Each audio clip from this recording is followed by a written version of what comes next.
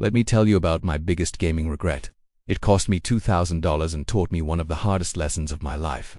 Picture this. The game of the decade is announced and I am all in. I pre-ordered the collector's edition for a cool $200. But that was just the start. My old PC was a potato, so I knew it wouldn't stand a chance. I went all out and bought a brand new gaming setup, a powerful new graphics card, extra RAM, the whole shebang. All in. I was down about $2,000 before I even played a second of the game. Then launch day came, and it was an absolute disaster. The game was fundamentally broken. Quests wouldn't complete, it crashed constantly, and features they'd been promising for years were just not there. I couldn't even get past the tutorial without the game freezing solid. But here's the crazy part. I kept playing it every single day, for 3 months straight.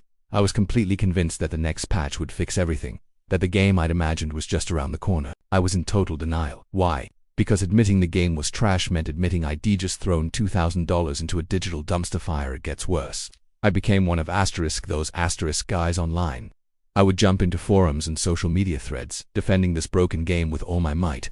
I'd get into these heated arguments with people who were, let's be honest, completely right. I must have looked like an absolute clown, passionately defending something that was objectively terrible. The real gut punch wasn't even the money, though it was watching my friends having a blast, jumping into all these other amazing games that came out that same month. And there I was, stuck, grinding through this buggy mess, trying desperately to justify my investment. I missed out on so many great gaming memories because I was too stubborn to admit I'd made a huge mistake. After 3 long months of frustration, I finally did it. I uninstalled the game and never looked back.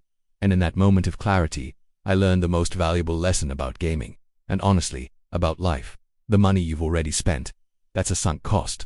It's gone forever. But the time you waste trying to force yourself to enjoy a bad decision, that's time you can never, ever get back.